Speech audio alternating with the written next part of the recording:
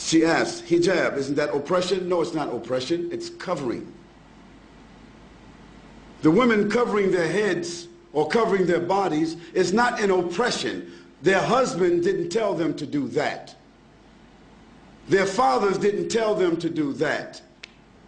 Their sons didn't tell them to do that. The imam didn't say to do that. God said, for the Muslim ladies, draw your clothing across your bosoms and do not allow your natural ornaments to be shown except to those within your family circle. What are the natural ornaments of women, in case you don't know what they are? Their breasts, their shapes that happen to be different than that of men, their hair, those adornments should be covered. Now, just in case Christian people don't remember, just 40 years ago, Christian women never went to church without covering their heads. It wasn't it. Isn't that true? Ask your grandmothers. And just 50 or 60 years ago, 20 years before that, a Christian woman would never come outside with a short skirt, even. Even the nuns themselves today have succumbed to modernity. Because the nuns who committed themselves to the church and a religious life, how did they dress? They're not Muslims. They covered themselves. They covered themselves with an outer garment, and nothing on them was seen except the face and the hands. So if that was accepted by Christianity, it was accepted by religion. That wasn't something just that Muslim women were told, but Jewish women, Christian women, and Muslim women were ordered to do that in their scriptures. Now the fact that the modern civilizations chose to tell women they don't have to wear that and they can wear bikinis doesn't mean that God is wrong and they are right. Now for the Muslim lady, the wearing of the hijab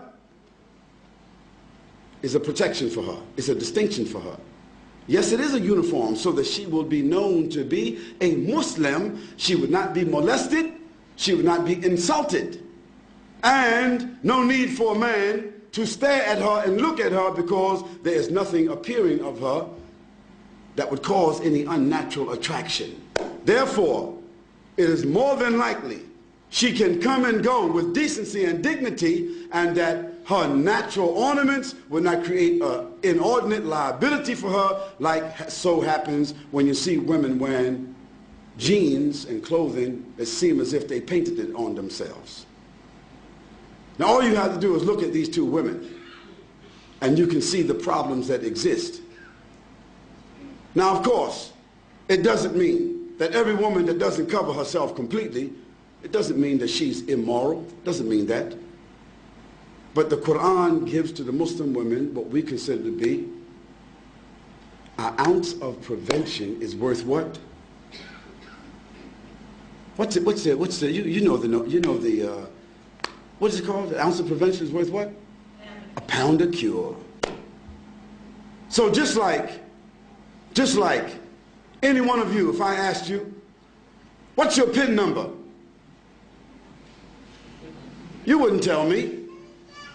If I came to visit you in your house, you wouldn't have your certificates of deposit in front of me. You wouldn't have your jewels in front of me. You wouldn't have your stack of money or your savings in front of me, distributed just because I'm a friend and everything should be transparent.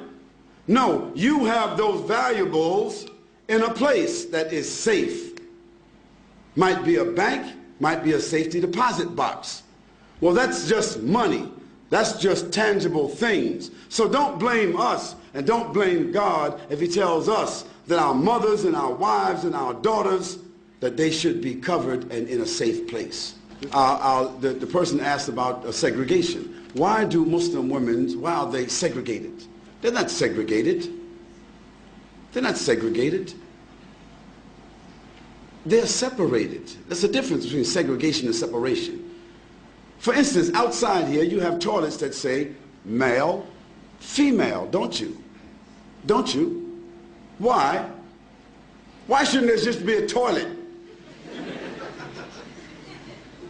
Because there are sensitivities that we as moral, decent, dignified, educated people accept, that there are sensitivities and privacy that the female would like to have as opposed to just walking into an open toilet. Now maybe in Amsterdam or some other places in Europe where they just have open toilets, it's different. But in most cases in the world, in most places in the world, they select to have a male and a female toilet. Why? Because there's the inherent inclination of human beings to provide sensitivity for women and sensitivity for men. Now in Islam, for us, it's not a matter of being inherent. It is something which is God-given inspiration to do what? To separate the sexes. That means the genders.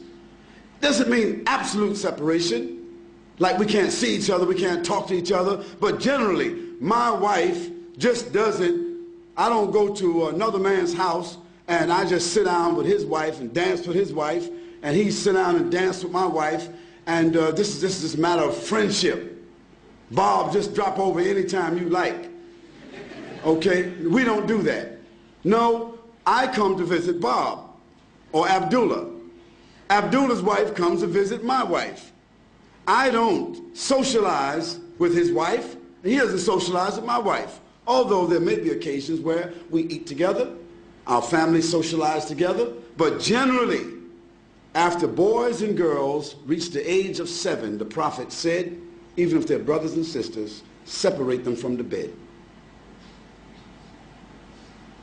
And when they get to the age of menstruation and they realize another level of consciousness, then give them separate rooms. What to do what? To preserve and protect them from tendencies that human beings have, tendencies that has manifested itself in civilizations where they don't do that protection. So we are obeying Almighty God. That's what we're doing.